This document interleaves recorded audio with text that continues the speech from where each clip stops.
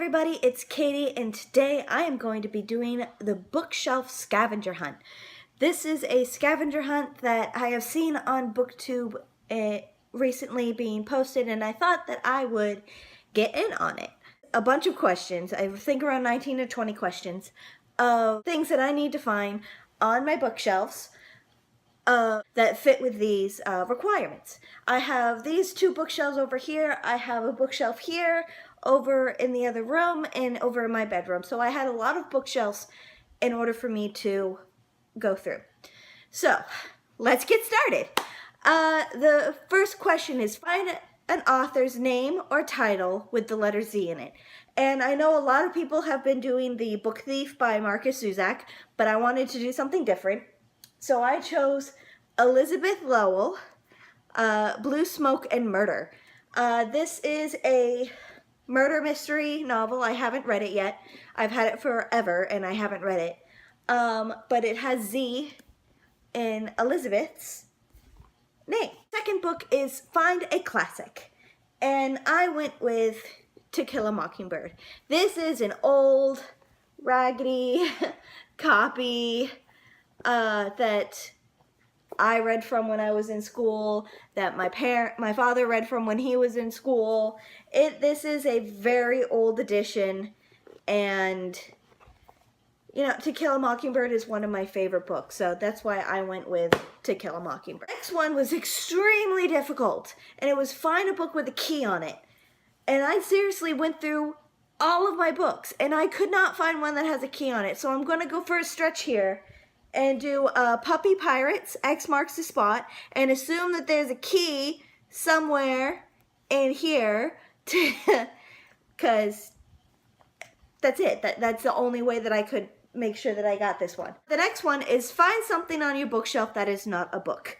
And I am a Zoom collector, and this is my Nightmare Before Christmas Series 2 Zoom collection.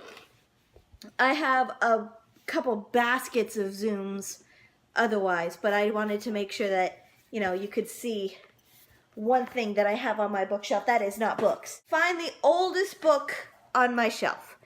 And for that, I went with Fahrenheit 451. Another classic. It is another book that I read in school. It is the same edition that my father read in school. It is just an old edition of the book. Find a book with a girl on the cover. That is excruciatingly easy. Like, I just had to pick which book I wanted. And I went with Where the Four Winds Collide by Hildy McQueen. I know Hildy McQueen. She is a fantastic person, absolutely hilarious. And this is on my list of books that I really need to read and get to, because I haven't yet. Next one is find a book that has an animal in it. And I went with Dead Set by Richard Keedry. This book is about a girl whose father dies, and she ends up accidentally venturing into the other world where there is creatures, and this one person is trying to take over the underworld and then take over the living world. And the animal in this book is the wolves. And the wolves are often used as the police force in this underworld.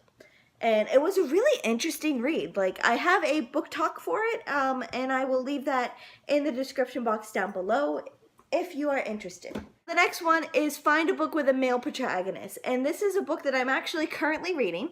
And it is a bind-up of the series. So I'll be reading all 4 books in a row. And that is The Giver by Lois Lowry. The Giver is about a society who at the age of 12, you are designated to your career for the rest of your life. And you're watched and you're observed in order to make sure that you have the right career.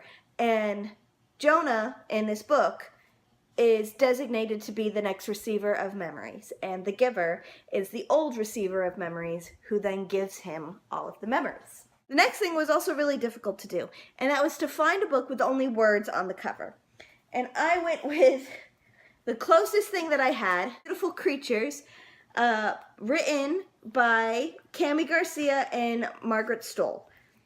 I met both of these authors, and I got this edition and the next book signed by them, so that's fun. The next one is find a book with illustrations in it, and for that I went with the Shakespeare retelling of Star Wars. It is told in play format like Star Wars, but it has pictures in it that really kind of enhance the story.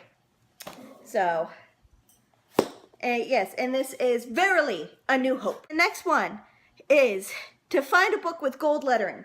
And for that, I chose the Hans Christian Andersen bind-up. It has gold lettering, it has gold detailing, gold pages. I could have used this for, also has illustrations.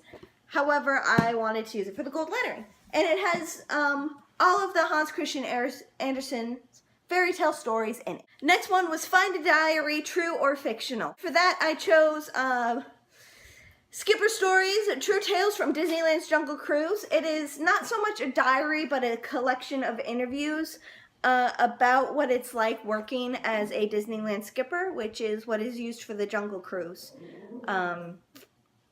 operators. Next one was find a book written by someone with a common name, like Smith. And for that, I went with Heir to Murder by Ellie James. I have not read this book. It is romantic suspense, because it says so right up there. And I know that it is about a guy that finds out that he's related to some super rich guy who recently died, and he inherits a whole bunch of stuff. Find a book that has a close-up of something on it.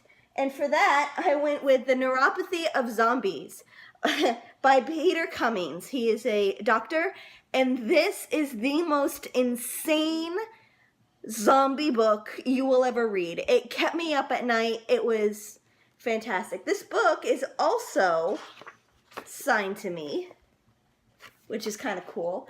But here it has the close-up of medical tools, and in this book, the doctor that is on call to try to figure out why people are turning into zombies uses medical tools to dissect the zombies. Find a book on your shelf that takes place in the earliest time period.